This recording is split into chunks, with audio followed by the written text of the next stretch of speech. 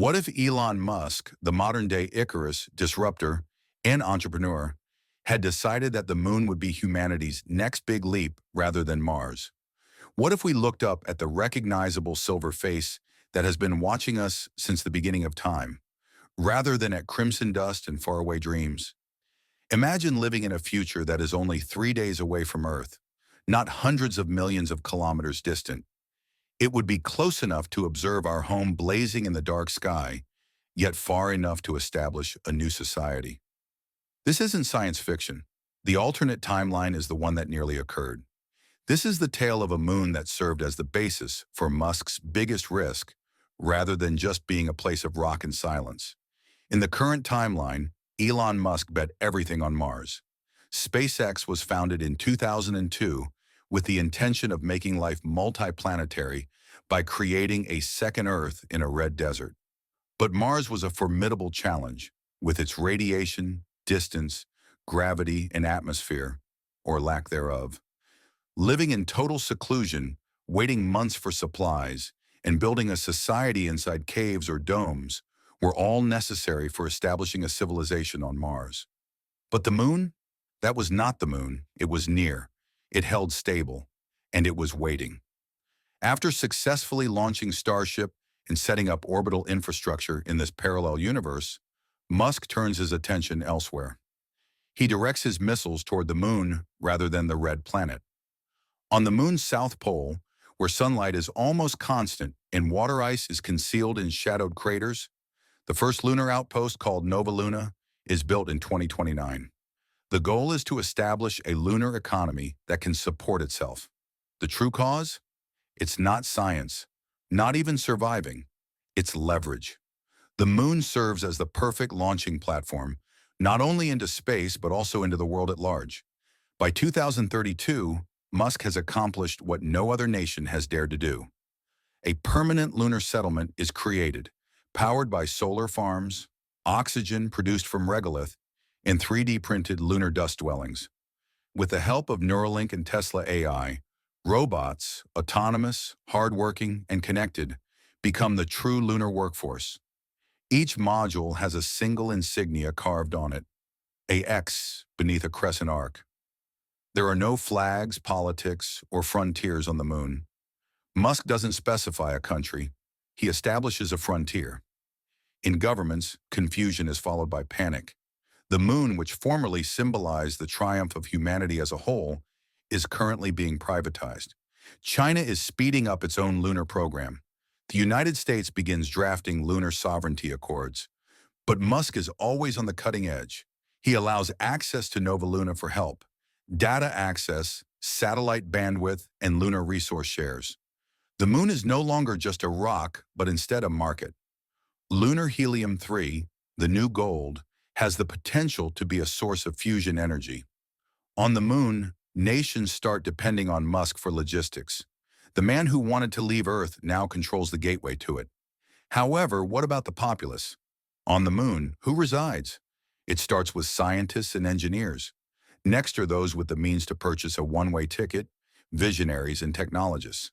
The rich purchase real estate on the moon to finance the future. Musk uses blockchain-based lunar deeds to auction off land parcels.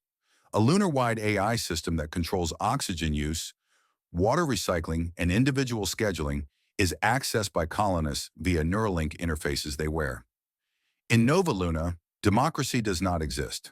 Optimization is the only option. Infants are born with little gravity.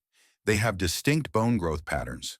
The terminology, culture, and mythologies they create are unique to them. Protocols, not countries, raise the first generation of moonborn.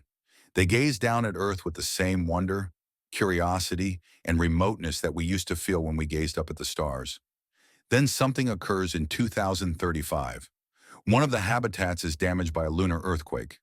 To assist in time, Earth is too far away. The question of whether colonists should be permitted to alter their biology in order to better adapt is raised. The Selene Project, a genetic improvement regimen created for lunar living, is introduced by Musk, who is always 10 steps ahead.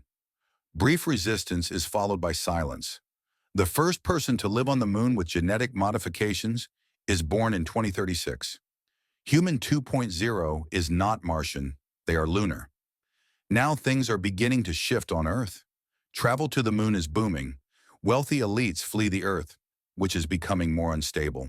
Climate refugees can no longer access NovaLuna. Boundaries get increasingly inflexible. With rules made by computers rather than human governments, the moon becomes a haven. The United Nations is calling for regulation. Musk responds with a smirk. The moon is exempt from Earth law. It makes sense according to moon logic.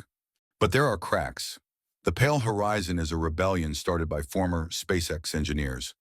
According to data leaks, Musk has created a new operating system for society in addition to infrastructure. One that maximizes cooperation, rewrites memory, and stifles feeling. They assert that NovaLuna is a prototype rather than a colony. What is the prototype for? A political-free planet, a history-free world, a world devoid of options. It has been rumored that Musk intends to employ lunar AI to introduce Project Exostate, a database system of government intended to substitute algorithmic leadership for Earth's disorganized democracy. It will function on Earth if it does on the moon. The destination was never the moon. It served as the test bed. Then there was stillness.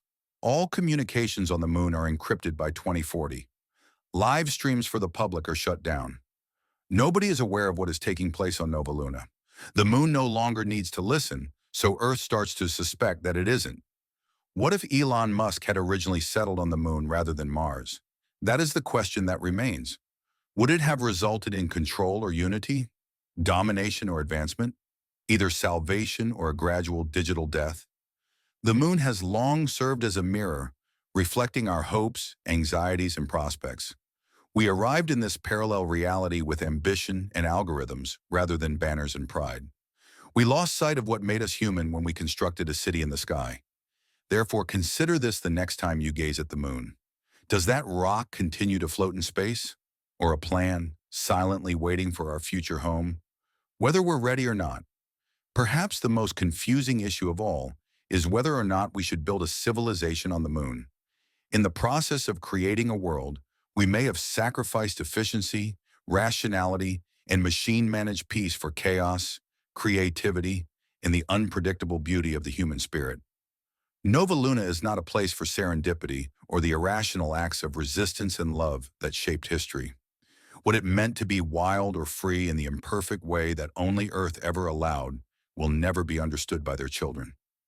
The real cost of living on the moon first could not be the lack of gravity, but rather the silent erasure of what it means to be human. If you like this video, don't forget to hit the like button and subscribe for more interesting stories. Don't forget to share your thoughts in the comments below. Until next time, continue with the untold alternatives of history with dystopia.